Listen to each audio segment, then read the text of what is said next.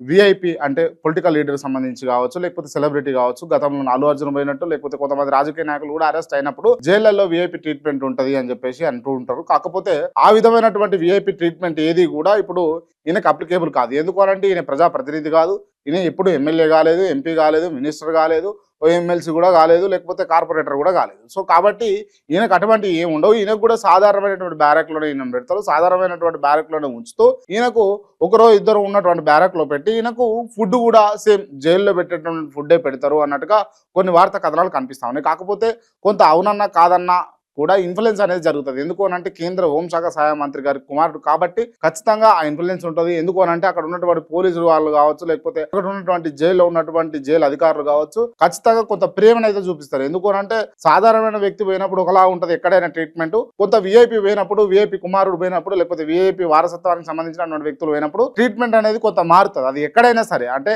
నువ్వు హాస్పిటల్కి వెళ్ళినా సరే, థియేటర్కి వెళ్ళినా సరే, లేకపోతే హోటల్కి పోయినా సరే, లేకపోతే ఒక స్టూడియోకి వచ్చినా సరే, లేకపోతే ఎక్కడైనా కూడా ఒక పేరుగాంచినటువంటి వ్యక్తికి సంబంధించినటువంటి కుటుంబ సభ్యులు కానీ వాళ్ళు కానీ పోయినప్పుడు ఆ ట్రీట్మెంట్ సర్వసాధారణంగా మారుతూ ఉంటుంది.